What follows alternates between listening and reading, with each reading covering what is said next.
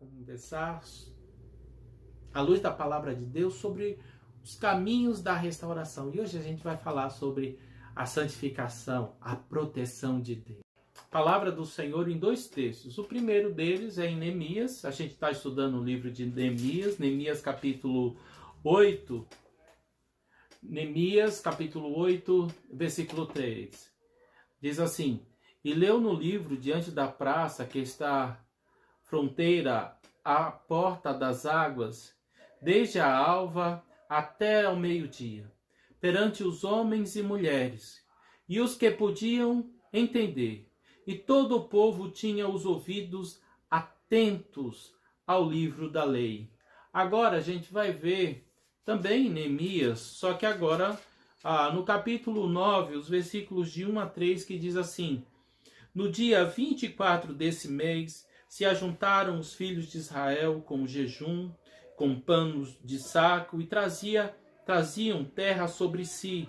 Os da linhagem de Israel se apartaram de todos os estranhos, puseram-se em pé e fizeram confissões pelos seus pecados e das suas iniquidades de seus pais. Levantando-se no seu lugar, leram no livro da lei do Senhor, seu Deus, uma quarta parte do dia, e em outra quarta parte fizeram confissão e adoraram ao Senhor, seu Deus. Esse momento que a gente acabou de ler aqui, dessas duas passagens aqui de Neemias, é um momento logo após a reconstrução. O povo havia passado mais de 150 anos que os muros haviam destruídos, pela graça de Deus, pela orientação do Senhor, de ter levantado um homem cujo nome é Neemias, pela liderança desse homem, o povo ele reconstrói os muros, só que a obra não está terminada. A construção está terminada, mas a obra maior faltava tratar no coração do povo. O povo, eles passaram e eles viveram tudo aquilo, toda a destruição, toda a separação, foram levados cativos, porque o povo havia separado do Senhor. Tudo aquilo era consequência do seu pecado. Agora está num ponto de restauração. O Senhor já havia restaurado, os muros já tinham restaurados, mas faltava restaurar a vida. Nesse caminho, e esse é a nossa série, e é isso que nós temos conversado nesses últimos dias, sobre o caminho da restauração. Por mais que a nossa vida, o emprego, a saúde, a família, de uma maneira geral, pois todos nós estamos sofrendo, mas a grosso modo, se porventura está tudo, numa perspectiva humana, está tudo muito bem, eu não fui tão afetado, ninguém da minha família está enfermo, as minhas coisas, os meus negócios, os meus empreendimentos não sofreram tanto, dá para ir tranquilo, mas o mais importante não são essas coisas. O mais importante de ser restaurado, de ser tratado, é a vida, é a minha, é a sua vida, é a nossa relação com Deus. E aqui entra esses dois versículos, ou melhor, essas duas passagens que nós acabamos de ler, que trata especificamente disso. E qual é o efeito dessa restauração, do tratar de Deus na nossa vida, qual é o efeito? E é sobre isso que nós vamos conversar nessa noite. Na primeira parte, no primeiro versículo, a primeira passagem que nós lemos, de Neemias, capítulo 8, o versículo 3, diz que o povo ele estava atento e eles ouviram. Aqueles que podiam entender, ouviram a palavra de Deus, ouviram a lei de Deus. Isso é tão interessante quando a gente se depara nesse ponto. Mais uma vez, vamos ler aqui. E chegando o 7º mês, estando os filhos de Israel nas suas cidades, todo o povo se ajuntou como um só homem na praça, diante da porta das águas, e disseram a Esdras, o escribas, que trouxesse o livro da lei de Moisés que o Senhor tinha prescrito a Israel. Sabe que o povo estava com sede de Deus. Foi o povo que clamou ao sacerdote Esdras para que esse sacerdote lesse a palavra do Senhor. E aqui entra a primeira lição e um ponto muito importante na nossa vida. Acredito que todos nós estamos passando por esse momento, poucos têm congregado no culto presencial, muitos estão acompanhando pela internet, pelos diversos canais, pelas diversas igrejas.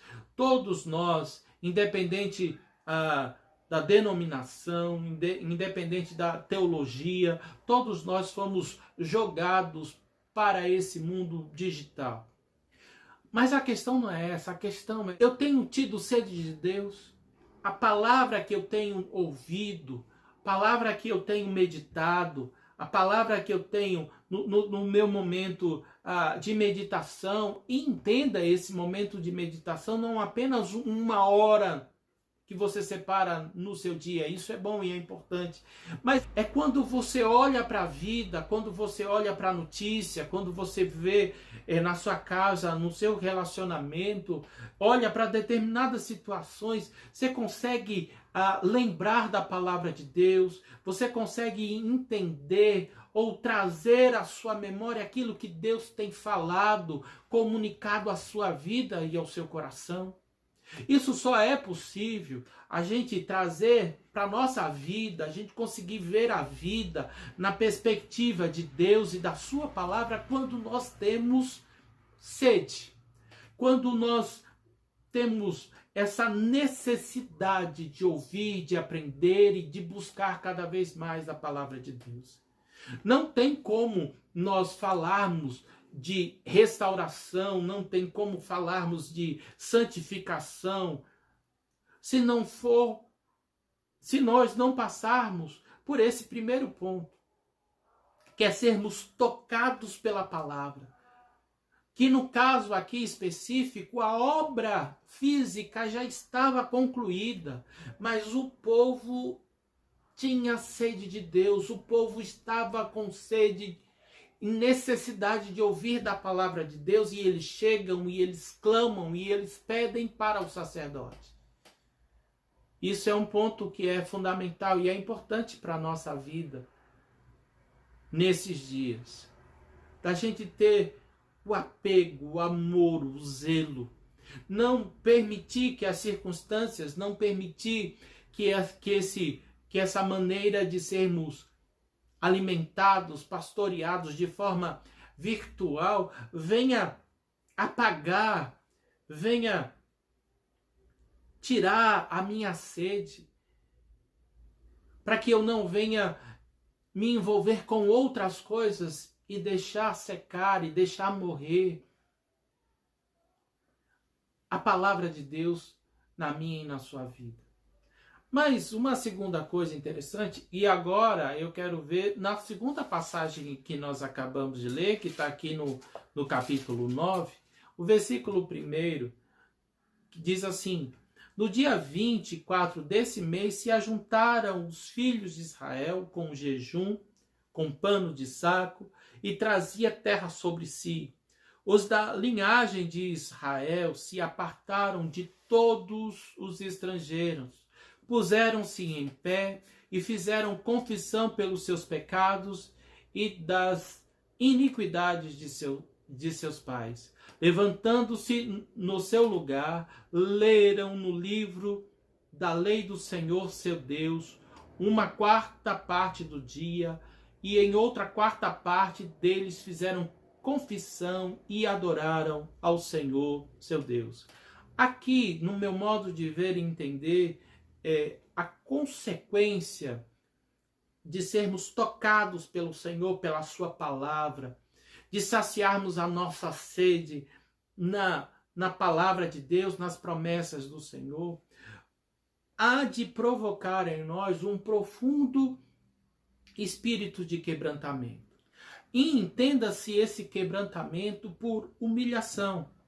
E quando nós nos deparamos aqui com essa manifestação tanto do jejum, no versículo 1, panos de saco que traziam, isso era isso era a expressão dessa humilhação, desse quebrantamento. Era uma maneira de mostrar como eles estavam passando e vivendo interiormente, o tratar e o agir de Deus. Isso numa perspectiva do Velho Testamento. Porém, quando nós nos deparamos à luz do Novo Testamento, e aí eu convido a você depois dar uma olhada mais na frente, olhar na sua Bíblia, é uma passagem por demais impactante no meu modo de entender. O Evangelho de Mateus, capítulo 6, a partir do versículo 5, e aqui está num contexto que Jesus vai ensinar os seus discípulos a orar. E aí ele fala a oração que é muito conhecida nossa como a oração do Pai Nosso, que é um modelo de oração. Mas antes dele ensinar, ele diz assim, e é justamente sobre isso que eu quero destacar agora. Evangelho de Mateus, capítulo 6, a partir do versículo 5. E quando orardes, não sereis como os hipócritas, porque gostam de orar em pé nas sinagogas e nos cantos das praças para serem vistos pelos homens. Em verdade vos digo que eles já receberam a recompensa. Tu, porém, quando orardes, entra no teu quarto e, fechada a porta, orarás a teu pai que está em secreto. E teu pai, que vê em secreto, te recompensará. E orando, não useis de vãs repetições como os gentios, porque presume que pelo seu muito falar serão ouvidos. Não vos assemelheis, pois, a eles, porque Deus, o vosso Pai, sabe o que tendes necessidades antes que lhe peçais.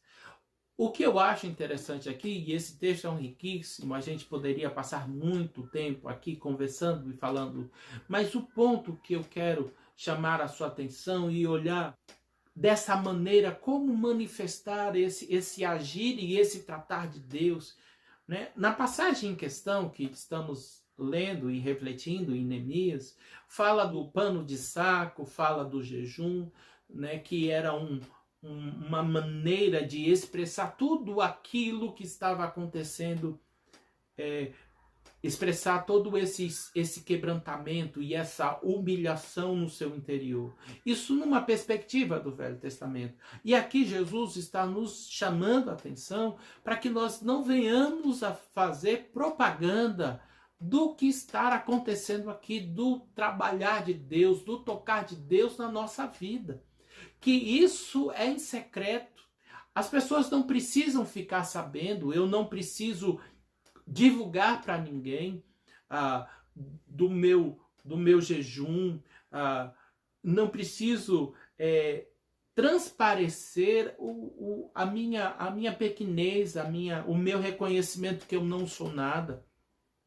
Porque se assim o fizer, e Jesus aqui está nos chamando a atenção, estamos fazendo como aqueles homens que vão para as praças, num contexto de Jesus e dos fariseus, que gostavam de chamar a atenção dos outros. Jesus está falando, se fizermos isso, já recebemos a nossa recompensa, já recebemos o nosso galardão. Então, tudo que nós fizermos para Deus, buscarmos ao Senhor, a ênfase aqui está no secreto. Porque em secreto o seu Pai há de te recompensar. E não é pelo muito falar, como ele mesmo diz, que antes que você fale alguma coisa, Deus já sabe. Mas voltando para o nosso texto em questão, lá de Neemias, capítulo 3, como a palavra de Deus age e opera na nossa vida.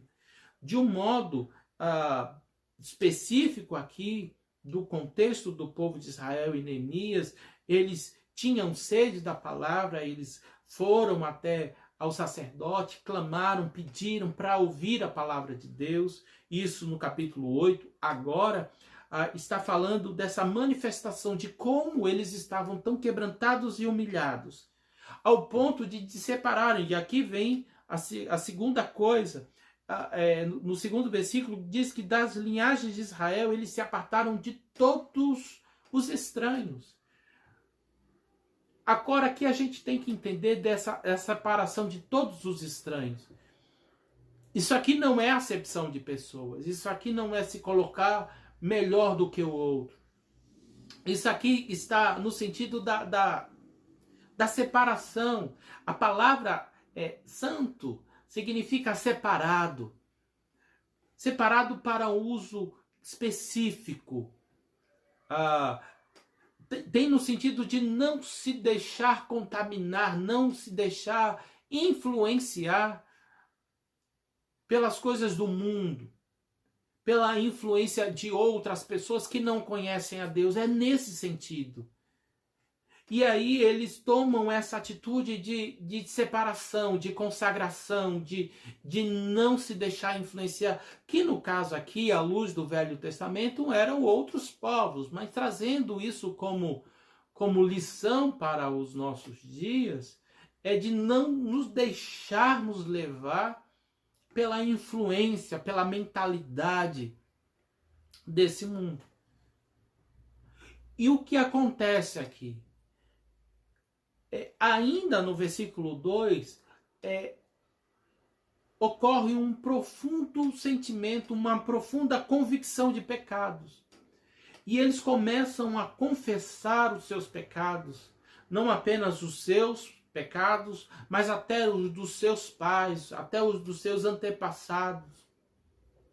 Num profundo sentido, ou num profundo sentimento de quebrantamento. A presença do Senhor era tão forte, a palavra do Senhor comunicava tanto, que eles expressavam de um modo aparente, na sua postura para com os outros povos e as outras nações, não se deixando influenciar pela filosofia, pela cultura, pelos falsos deuses dos outros povos, e abrindo o seu coração e confessando as suas fraquezas e as suas necessidades. A palavra de Deus diz que aquele que confessa e deixa alcançará misericórdia. Não é apenas o confessar, não é apenas o falar por falar, mas é o falar para expressar e reconhecer quão limitado é, reconhecer das suas fragilidades, reconhecer que na sua vida não existe nada de bom, nada de agradável, e mesmo assim, tão pobre, tão fraco, tão limitado, a graça de Deus, o amor de Deus nos alcançou. E é por isso que, uma vez confessando, em Cristo Jesus a gente tem a possibilidade de deixar. E uma vez deixando, a palavra de Deus se cumpre, alcançaremos misericórdia. E aí a parte final da nossa mensagem, do nosso estudo nessa noite, fala que eles voltam mais uma vez para a leitura da palavra e para a confissão. Então é uma coisa que alimenta a outra. A palavra leva ao quebrantamento, o quebrantamento leva a se colocar num posicionamento de separação da influência do mundo, das filosofias, da mentalidade desse novo tempo. A palavra de Deus diz que nós não devemos ter a forma, lá em Romanos o apóstolo Paulo diz, nós não devemos ter a forma do mundo. E aqui fala que, com uma consequência final, essa necessidade de voltar à palavra de novo. E uma vez voltando à palavra de novo, leva à confissão, e uma coisa vai alimentando outra. Queridos, a gente tem passado por muitas lutas, por muitas provas. É um momento da gente crescer na graça, é um momento da gente crescer na nossa relação com Deus, na nossa fé com o Senhor. Mas entenda que nesse processo todo, no caminho da restauração ao Senhor, de superarmos isso e cremos que um dia tudo há de passar. Como vai ser, quando vai ser, ninguém sabe. Está nas mãos de Deus, a nossa vida está nas mãos de Deus.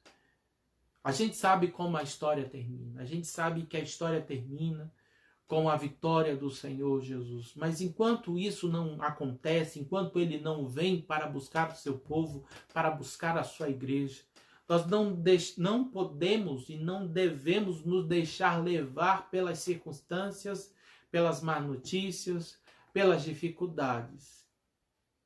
E para passarmos por esse caminho de restauração, a gente precisa buscar ao Senhor em santidade, passando pela palavra, pela sede da palavra, por nos humilharmos diante de Deus, por nos distanciarmos e nos afastarmos da influência do mundo, da mentalidade mundana, e que há de nos levar mais uma vez à palavra, e uma coisa alimentando outra, até o dia final. Até o dia em que o Senhor há de nos buscar a sua igreja, e quando estaremos com Ele por toda a eternidade. Essa é a palavra que eu quero compartilhar com você, e que Deus abençoe. Amém.